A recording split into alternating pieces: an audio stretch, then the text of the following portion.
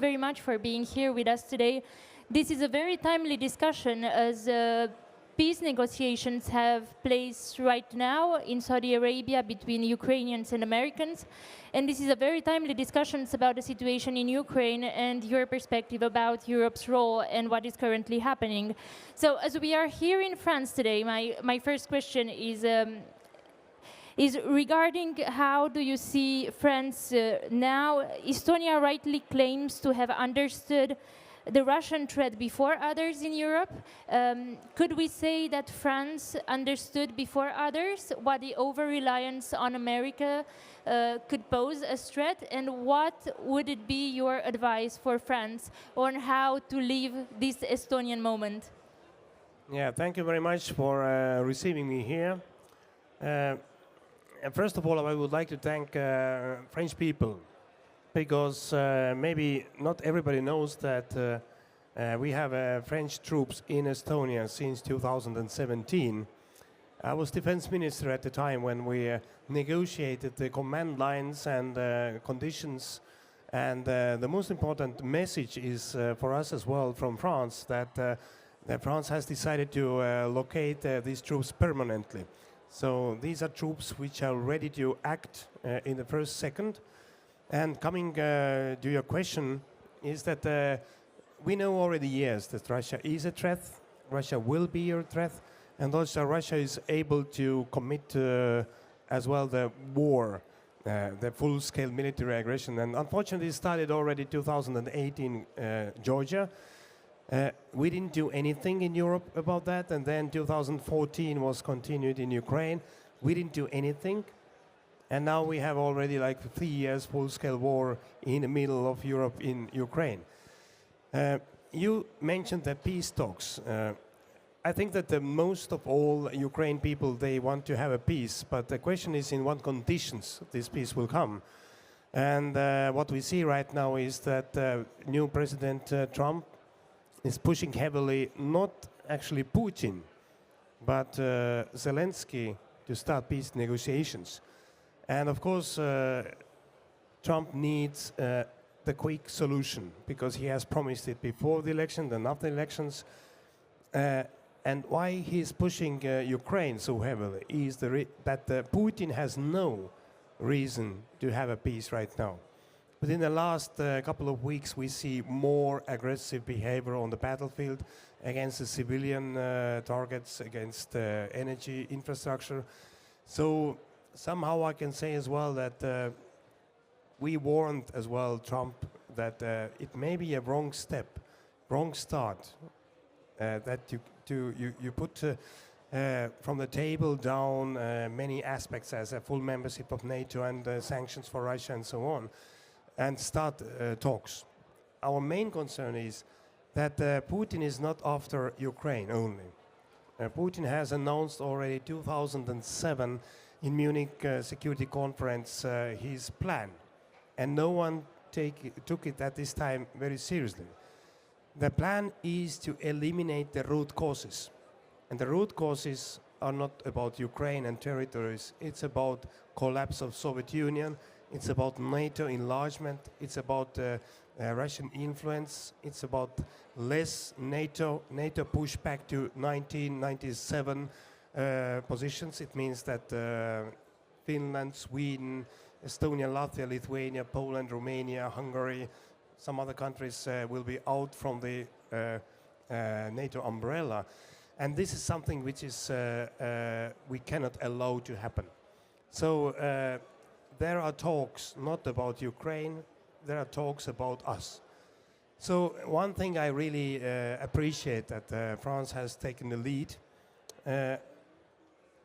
President Macron already said boots on the ground word out last spring.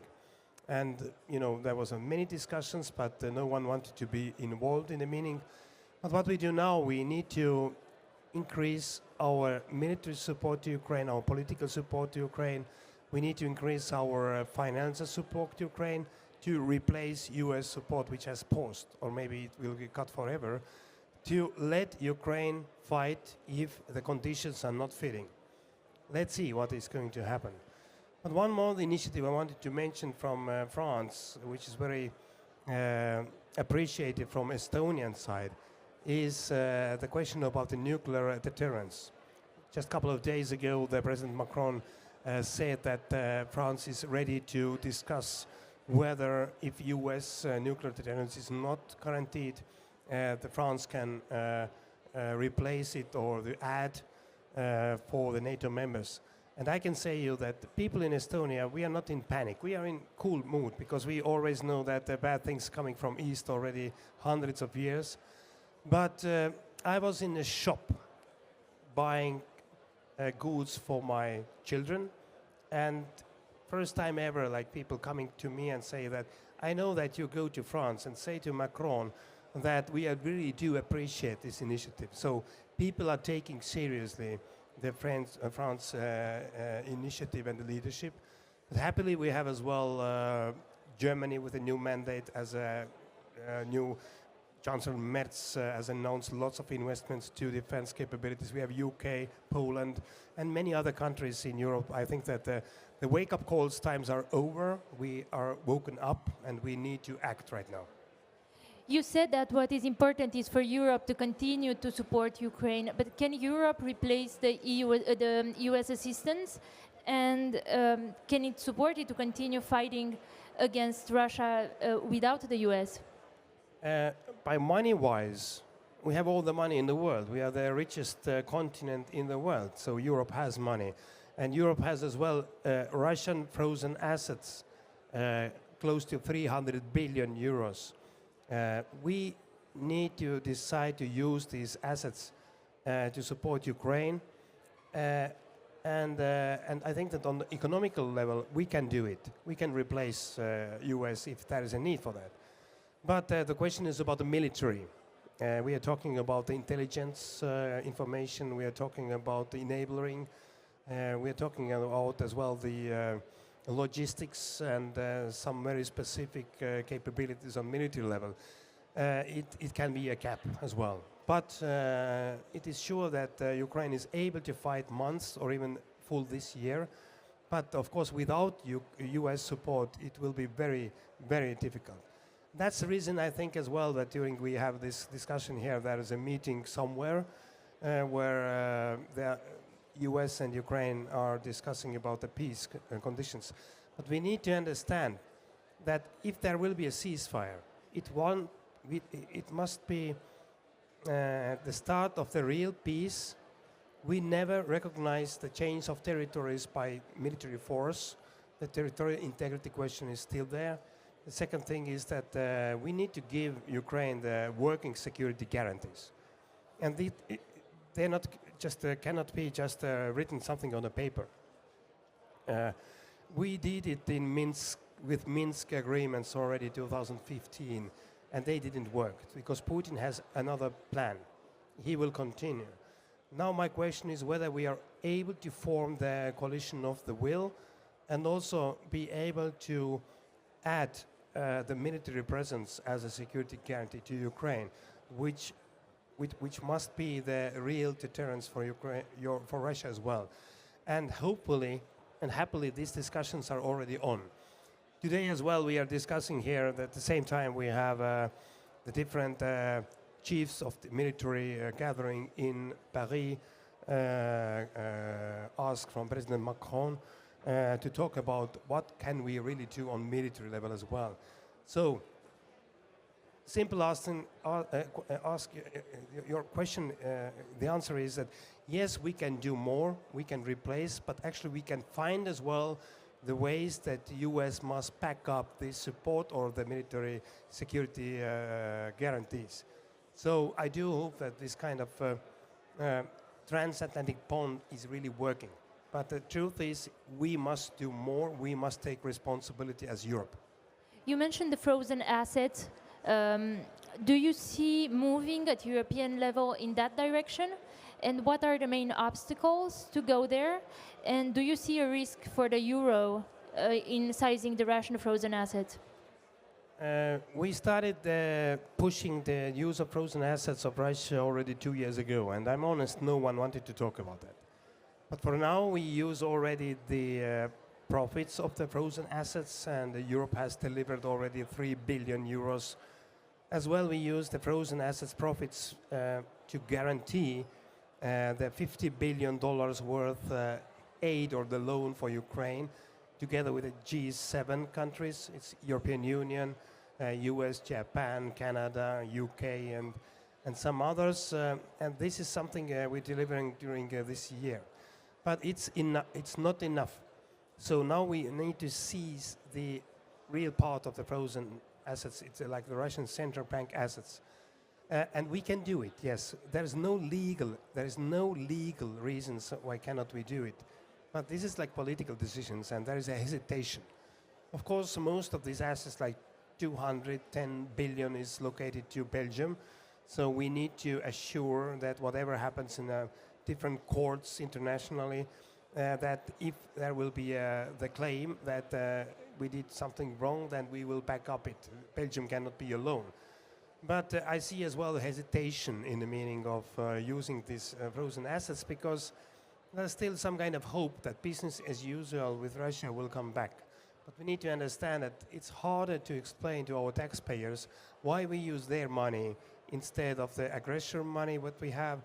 And the second thing is the obstacle that European Union is rollovering or redeciding every 6 months all the sanctions, as well the freezing of the assets. It may happen this June, after a couple of months, it's not far away, that one or the other country in Europe will block using veto, Hungary except, this sanction rollover decision. It means that if we're not secure these Russian frozen assets, we will give close to 300 billion euros to Putin as an award of everything what he has done. So I don't know how politically we can explain that to our people in Europe. So we need to move forward with the question of taking Russian frozen assets and use them. The European Union, the European Commission President declared today that the 115 billion that she proposed for defense should be spent in Europe. Are you in favor of European procurement?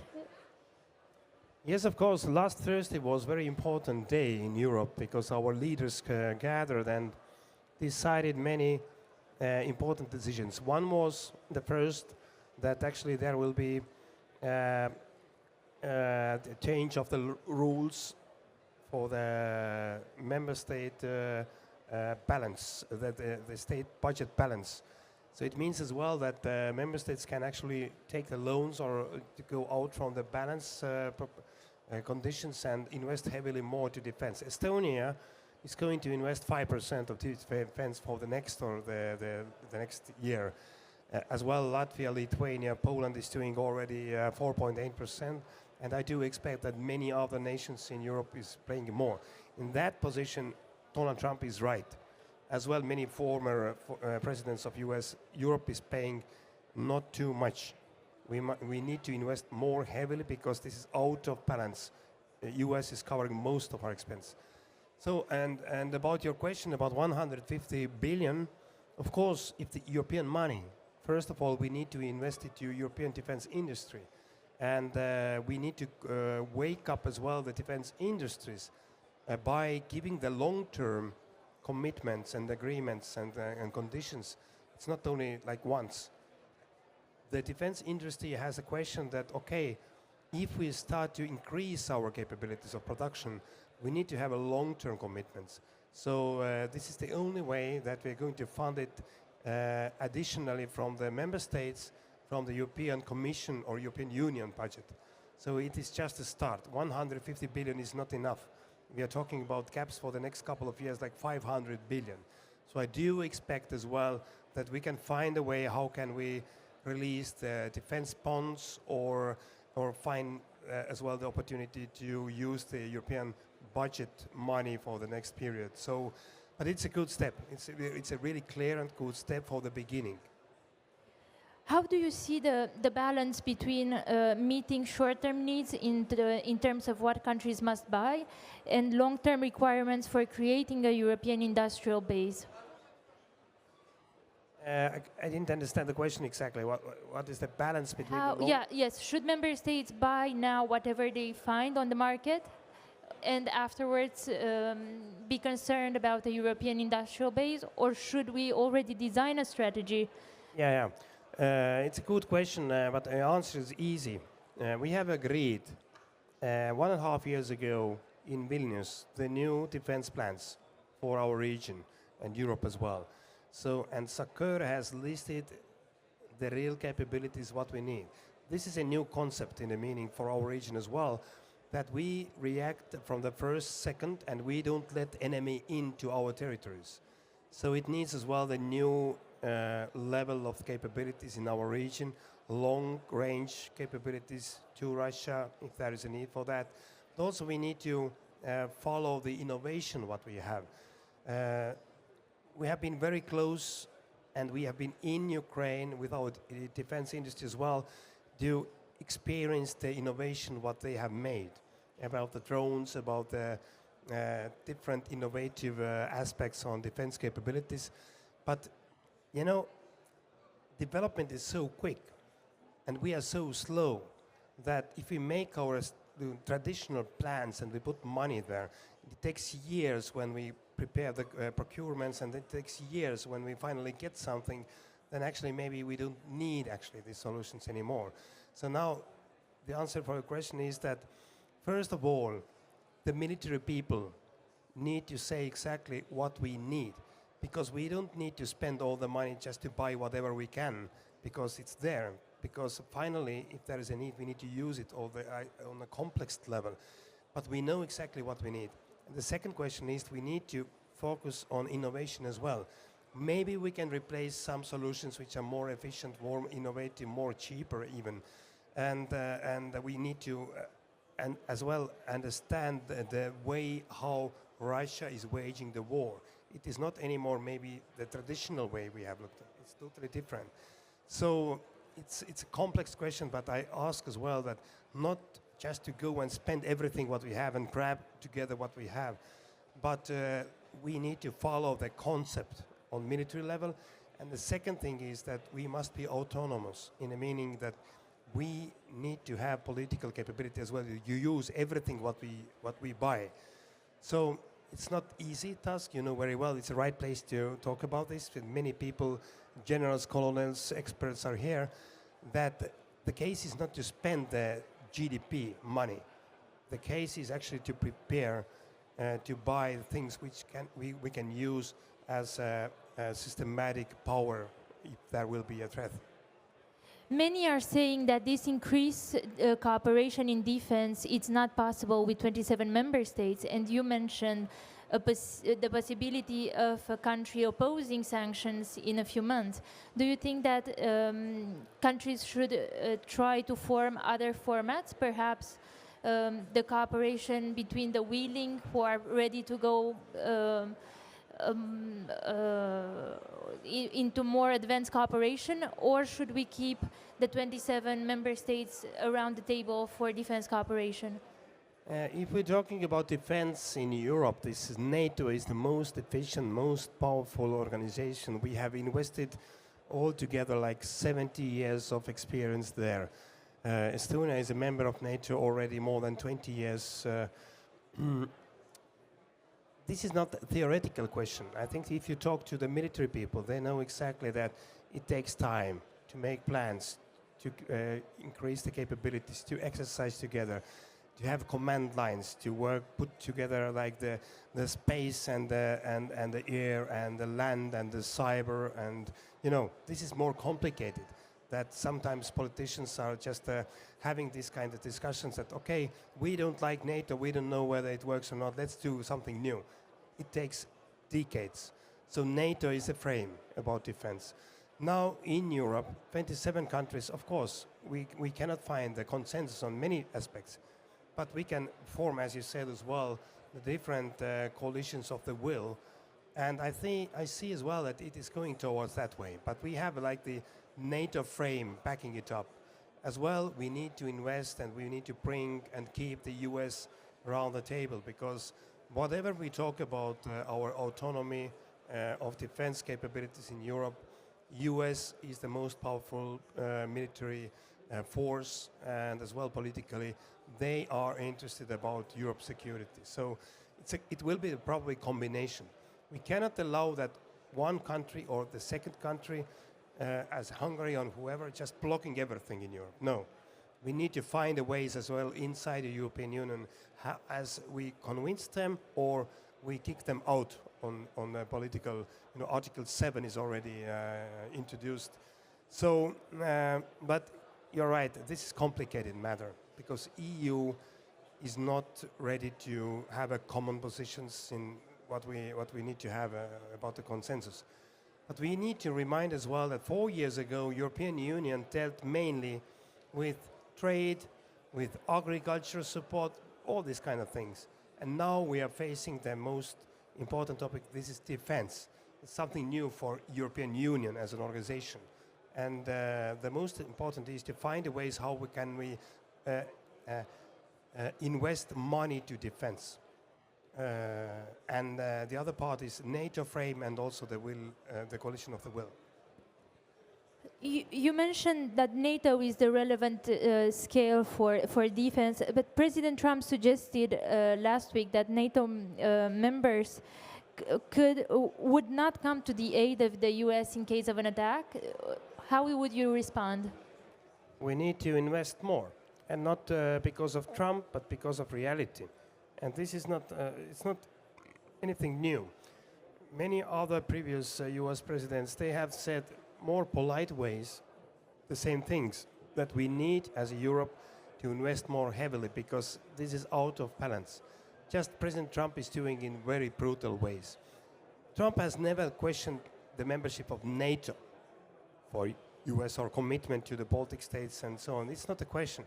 The question is that he says that if you are not investing enough, I am not going to help you.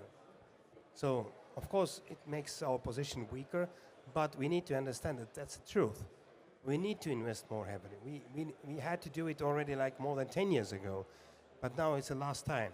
So let's make us more stronger. Let's make us in a position, put us in a position that we can as well negotiate with Trump. Trump is a businessman. Trump needs a strong party, and we can be a strong party. How we see this opening in the US towards Russia, what should be Europe's strategy for engagement with Russia in the event of a ceasefire or a peace agreement? I'm still in a position that, first of all, we must change the main goal, what Putin has. It's not about Ukraine, it's about us, it's about world order. So we should start this kind of approach with putting Putin under heavy pressure about economically sanctions, frozen assets, politically. But the talks has already started. So Putin is enjoying the momentum, really, because he has been in isolation, but President Trump just asked him around the table. And I'm sure that he's going to ask many, many, many other things than anything which is concerned with Ukraine. So this is a dangerous thing. Now, what can we do? I think this proposal to have a ceasefire on air, sea, and also against the energy infrastructure, it's like a test whether Putin has at all any kind of sense or the reason or the mindset to have a peace negotiations or not.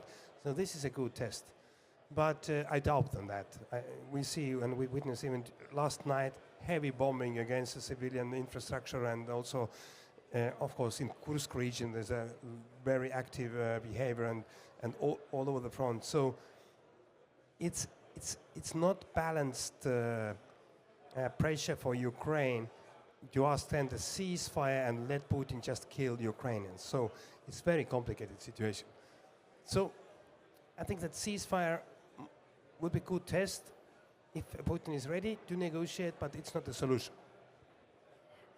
Do you think that it is actually possible to negotiate with Putin? We have this experience with Russia already like hundreds of years. Nothing has changed. You must put Russia to the weaker position. If you open the gate, if you ask them coming around the table, so any new compromise is a new red line for them. So they will push us heavily. So with Putin, you can negotiate only from a very strong position. But at the moment, I think that we don't have this position. So let's see what is going to happen. Maybe a miracle will happen, but I don't believe in that. How do you see Estonia's role in this new phase that is opening both in the EU and in the transatlantic relations? Estonia role in this new phase? The phase of the new transatlantic Yes. relations. You know, we have US troops in Estonia, Latvia, Lithuania, Poland. We have very practical relations with the US already years. There are many speculations now what Trump will do or not do, but actually I follow his words from last or the week before, the Friday, when he had a meeting in Oval Cabinet with President Zelensky. And before that, one journalist asked from Trump, what about Baltics? What about Baltic states? And he said very clearly that Baltics, they have a very difficult neighbor, but I will remain committed to Baltics and also to NATO. So on this practical level, I can say as well that we have very good, very strong relations with the US. So I do hope that it will continue like that. And we see as well that this transatlantic bond is really strong on economical level, cultural level, value-based level. We can say that this bond will remain forever very strong, but the relation is just different. We must do more, and we must be more decisive, more self-confident to ask what US must do, but also put on the table what we can do more. But from Estonian perspective, we have done years already, a lot more than many other countries. So with US, they know that. I was just a couple of weeks ago in DC. They recognize what Baltics we have done. So I think that our relations are the same. Well, thank you very much for your time. Thank you.